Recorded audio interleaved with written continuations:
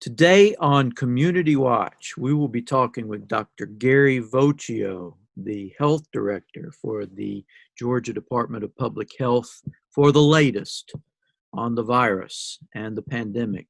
An important show, and Community Watch starts now.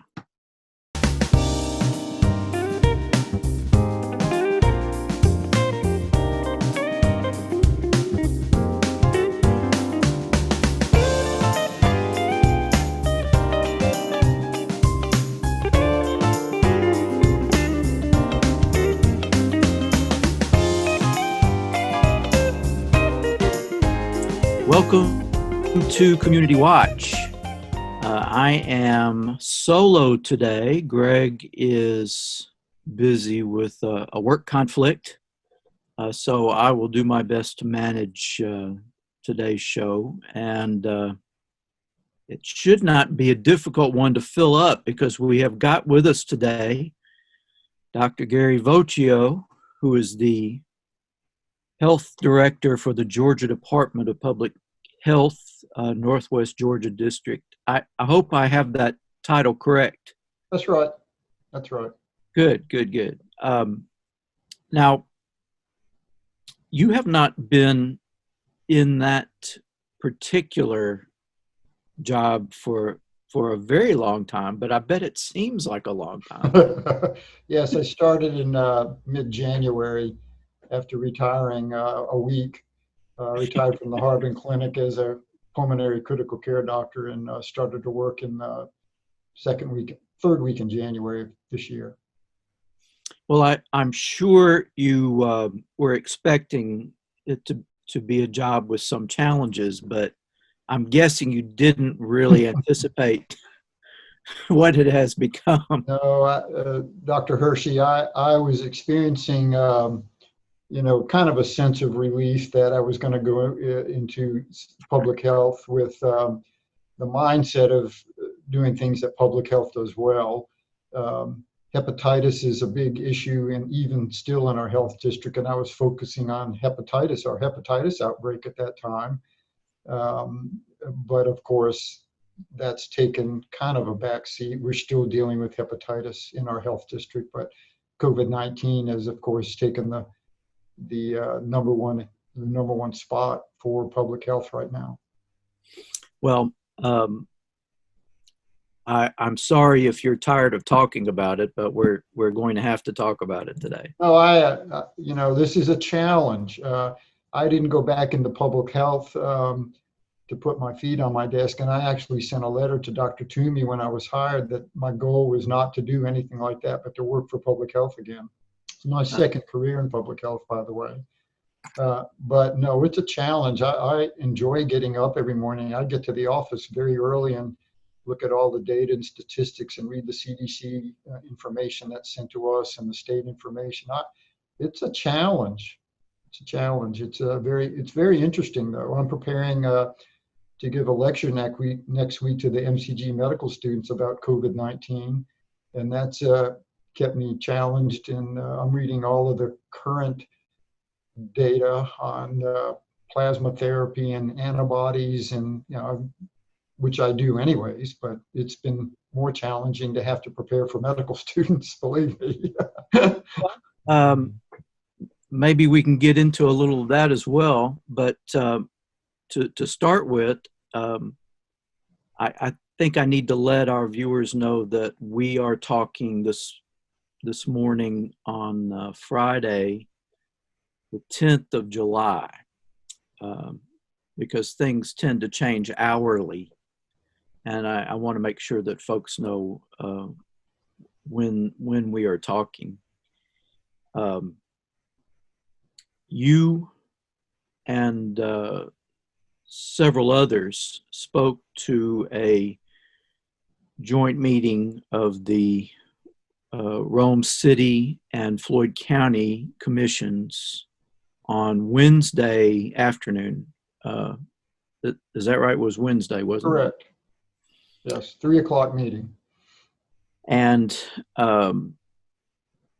I gathered from watching most of that meeting that one one of the primary things that the commissioners, both groups, were trying to consider was whether or not to impose any new restrictions, particularly in regards to mask wearing. And please kind of review for us what your recommendation is on that. Okay. Well, I want to first start by saying that, initially when this pandemic started, masks weren't recommended. And I, because of what the CDC was recommending, and from what I knew is a viral type process that occurs when you're sick with it, the mask, would help, but they weren't being recommended, and it really confused. Now it's been confusing for a lot of people, and it really I think set us back somewhat. But I frankly think that masks are very important, which prompts me to tell you that because of this, I did a lot of research and just reading about it again as a pulmonary critical care doctor, and it piqued my interest even more because we use masks in the hospital. We use masks frequently in the ICU settings for somebody pre-COVID-19, in the settings of somebody being possibly having a respiratory infection. We always wore masks every time. If somebody's in the ICU or on a regular medical bed floor, we would use masks anyway. So it kind of puzzled me initially why we weren't recommending that. And it confused a lot of people initially, but now in my reading and the current recommendations are we should be wearing masks. I'm helping you and you are helping me, and you're helping your community. This is a community-wide spread infection. Clearly it's very contagious. Clearly many people get it very quickly in close contact, and the duration of time you spend with somebody and the closer you are to somebody, the more likely you're going to get infected. Excuse me. So I think masks are very important. It does attenuate the droplet nuclei. It does attenuate or reduce the aerosolization of the virus. And the virus can stay in an atmosphere depending on the degree of ventilation or air circulation. It can spend some time, up to a couple of hours, in certain environments. So I really think it's important. And when you're in an environment, you can breathe that virus in that stays in the atmosphere. And this virus is, like I said, very contagious. It does attach to the upper respiratory tract, and it can cause pneumonia, and it can kill you. And it's just a simple measure, wearing a mask. They can be expensive. The N95 masks are very expensive. They should be employed by healthcare workers. But cloth masks or other type of masks certainly are useful in reducing the droplet or the aerosolization of it to a degree. It's not complete, but there are clear studies by aerosol engineers that do show that it does help. And I recommend it. I have a mask right here at my desk. Our employees are wearing masks if they cannot physically distance from other employees, and that's the concern always. You don't know when you're going to be in a situation where you can't do that, and you don't want to make a coworker, a friend, family member sick with COVID-19. 30% of people with COVID-19 is estimated by the CDC to be asymptomatic or have pre-symptomatic state. And you may not know you have COVID-19 and spread it to other people. And that's the big issue. So wearing a mask is probably, if I'm understanding correctly, is probably most useful in preventing someone who may be infected and they don't realize it, from spreading it unknowingly to others. That's correct. the amount of air you breathe in and out is quite large. It's a few hundred milliliters every time. And you're blocking to a degree, that inhalation and exhalation in and out of air. You're going to breathe some of those respiratory particles in. It's not going to be a complete volume. Plus, somebody wearing a mask who may be infected is not going to expel that into the air either. So it's a combination of both people reducing the infectiousness one way or the other, you getting it or them giving it to you.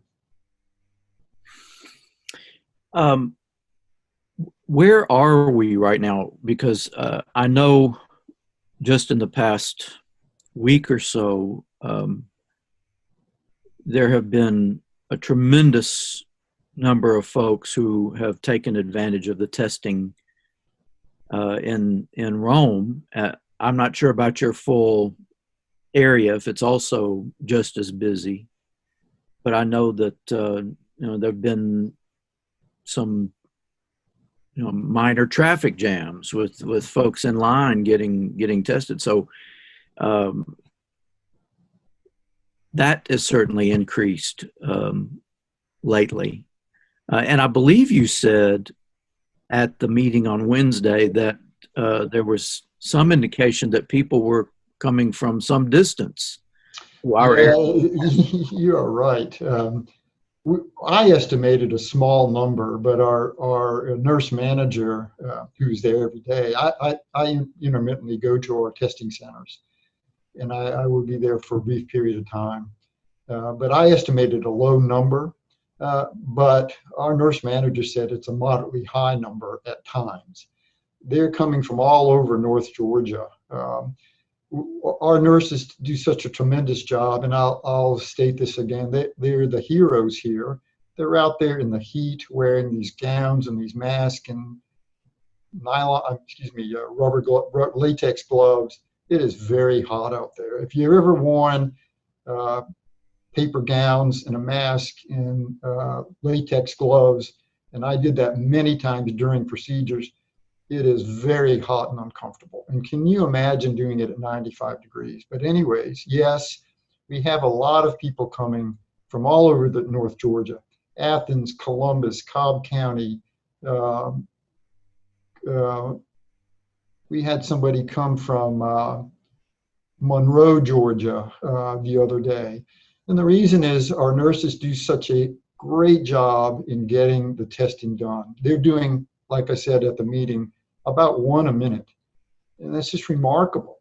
Other testing centers, you have to wait hours to get a test done. But it just shows you how efficient our nurses are, and people know this, and they're coming from all over to get tested. Well, I would think traveling that far, you might eliminate the time you would save with a quick test. But whatever. You're right.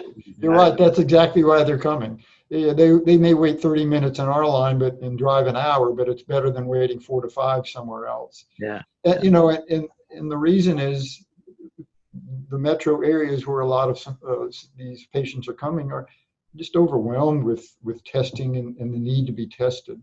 It's just unfortunate, but that's what's happened. Yeah. Someone who's been tested, how often do you recommend they be tested just periodically, or do you want people to wait till they start feeling bad before they get tested? What would you recommend? There's 2 reasons, Dr. Hershey, to get tested. One, obviously, if you have symptoms. And the second reason is if you're a contact. Recommendations are, if you're a close contact, which is identified by our epidemiologist, it is recommended to get tested in 10 days if you're a close contact. That's determined if you have become positive, of course, with COVID-19. And other testing recommendations are for outbreaks in nursing homes, long-term care facilities, jails, prisons, etc. That's another extenuating circumstances where it is essential to get testing done. So primarily people with positive symptoms or close contacts or in close cohorting type of situations. Well, we're up on our break here, so stay with us, folks. We will be right back with more discussion with Dr. Voccio. Do not go away. Your life is filled with opportunities to show the world you can take charge. It's waking up each day with a mission. It's working each day toward a goal. It's choosing to rise. It's charging forward with a purpose. It's changing the course of your life and taking charge of your future. If you're ready to be a take charger, enroll at Georgia Highlands College today. Welcome back to Community Watch. We're having a conversation with Dr. Gary Voccio, the Health Director for the Georgia Department of Public Health in Northwest Georgia. And we are talking on Friday, July 10th. So today, Dr. Voccio, numbers are increasing in Georgia and in a number of other states, of course, but here in Georgia, in terms of positive tests. But the death rate seems to have diminished from what we were seeing early on. Why is that, or has something changed? What has changed? Well, a number of things have changed, it appears. And by the way, yes, we are seeing increased numbers. Our positive testing rate, probably I want to say 6 weeks ago, maybe 2 months ago, was about 6%, a little over 6. Now it's close to 10%. Our death rate, by the way, I need to correct that information. At the meeting the other day, I said it was about 1%. I calculated this morning Georgia's death rate. For all tested positive cases, our death rate is 2.7%. But our death rate is coming down. Younger people, our median age now is in the mid-40s. It was in the mid-50s just 6 weeks ago. So more younger people are getting COVID-19, which is bringing our age down, and I suspect it's bringing our death rate down. The hospital numbers aren't that high, although they're higher than they were a few weeks ago. Floyd's hospital number has gone from 5 to 6 a few weeks ago. Now they have 23. Redmond's, I think, has 6. Calhoun in our area has 8 or 9 COVID cases, and Cartersville has around 7 or 8 cases as of this morning. So the cases in the hospitals aren't that high, although climbing a little bit. I think younger people are getting this. And the reason I think younger people are getting it is because they are coming in close contact with each other. We are doing a lot of testing. But we're getting more positives. Like I said, our positive rate was 6% a few weeks ago. Now it's 10%. So clearly we're getting more positives. And I think as the shelter in place was relieved, except for the older population, more younger people are gathering together, and they're getting COVID-19. I think the older population realizes, like me, I'm 65, my wife is 65.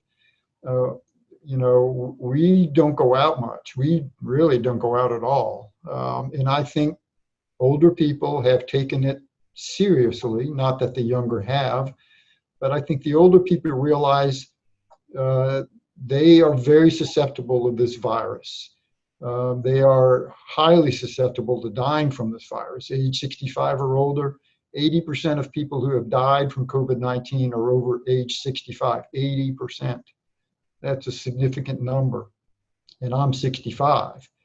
So I have, a significant chance of dying from this if I get COVID-19, which is extremely worrisome. So I think that has taken the data to where we are today. So, I mean, the message to our younger listeners is that they certainly need to be wearing masks to protect older citizens, family members, coworkers. But even if the death rate is not as high for younger adults, COVID-19 is not fun. I mean, I mean, they would still endure the experience of having it, even though there are some that have minimal symptoms. Correct. Anywhere from just headache, fatigue, cough, shortness of breath. This virus, interestingly, not only infects the respiratory tract, but the bowel system also. It is highly susceptible to infection in the bowels.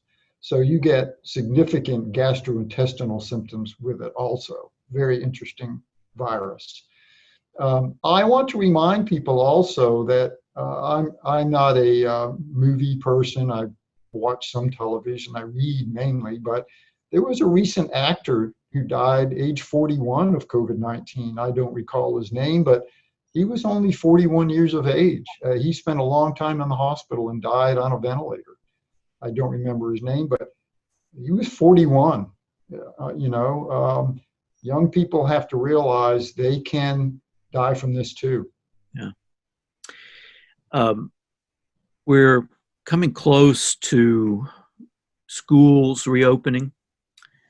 And I'm hearing a lot of different things about the virus in children. And I don't know, I know you're learning and researching more every day, but are children susceptible? Are they able to be positive with COVID-19? Oh, certainly they are. And of course, they have this disease called Kawasaki-like syndrome, where young children can acquire this, and this syndrome of it's a gastrointestinal neurologic respiratory type of disease with rash related to other viral etiologies, but that occurs kind of later in the course. But most of these children will recover, but they have some deficits after, which is recoverable. But yes, even young children are susceptible to this. So it spans every age group. And 22% of our cases in Georgia are between ages 18 and 29, 22%. So it is a very high number in our younger population, 22%. So again, I strongly recommend mask wearing, and that's going to be an issue for the politicians to take up, but I'm recommending mask wearing, social distancing, and hand washing, hand sanitization, of course. Are children younger than 18, they are susceptible to having the virus? Are they capable of infecting others? Of course. This is a respiratory infection. It is easily transmissible and very contagious.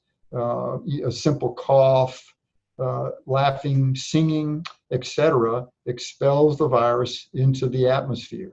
And of course, it does cause significant pneumonia, severe pneumonia, but it is primarily in the upper respiratory tract where it first infects people. They've clearly shown this in many, many studies, not only with this coronavirus, but other coronavirus. If you recall, we had this really severe epidemic of SARS and MERS just a few years ago. And MERS, the Middle Eastern Respiratory Syndrome, was transmitted by camels, but that was a coronavirus too. It killed 50% of the people it infected. Another coronavirus. So this is a highly contagious highly pathogenic virus that is attracted to the upper respiratory system of humans and easily transmissible and very contagious. Well, I know you are, as you said early on, researching daily, keeping up daily with details. Are we, as far as you know, are we any closer to a vaccine? Not that I see. Of course, there are a couple of dozen laboratories working on a vaccination. The coronavirus can change very rapidly. You get a coronavirus as a cold. It's one of the multiple viruses that causes a simple cold in the winter. And that's why we don't have a vaccination for it, because it can change fairly rapidly. There are multiple coronaviruses. I do not know if we'll get a vaccine. I hope we do. We will just have to see what the scientists can do for us. And is there any sense yet whether or not someone who has had COVID-19 and gotten through it can catch it again? We do not know that. We do not know. There are antibodies that you mount against this coronavirus, COVID-19. However, we think that after a brief period of time, anywhere from 4 to 6 weeks, your antibody levels return to normal, quote, normal levels. So we do not know if you can get it again. You will test positive. If you've been tested positive once by nasal PCR swab, you will test positive for weeks and weeks and weeks after that. We think it's just dead viral particles that we are testing on you again. Whether you're immune or not is unknown at this time. But if you test positive once, you're going to test positive for a long period of time, weeks and weeks and weeks. People are getting requests to get tested negative before they come back to work. That's just not a good answer. We do it by time-based symptoms, not test-based symptoms.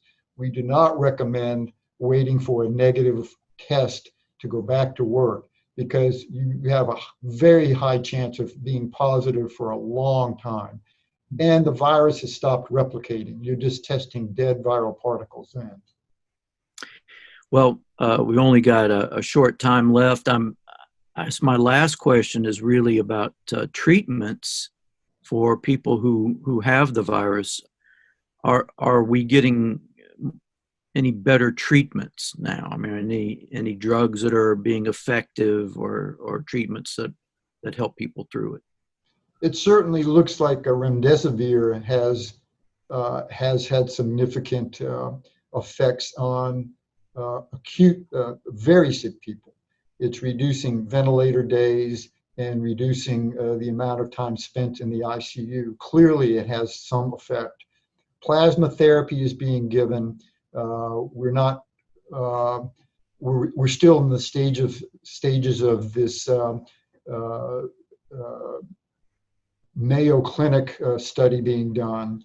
And there's also another monoclonal antibody called tocilizumab, which is being used in medical centers, which is a rheumatoid arthritis type of drug, but also used in what is called a cytokine storm, which COVID-19 people get. And it is used in rheumatoid arthritis, but also for severely ill people with COVID-19. Other than other medical treatments, steroids, dexamethasone has shown to be of use, but those aren't curative. Those aren't curative, but reducing the amount of viral disease state, but it's not curative. None of those are, but has been helping. Thank you very much, Dr. Voccio. We're out of time. Appreciate you being with us. And all of you out there, thanks for being with us on Community Watch. Wear a mask. Bye now.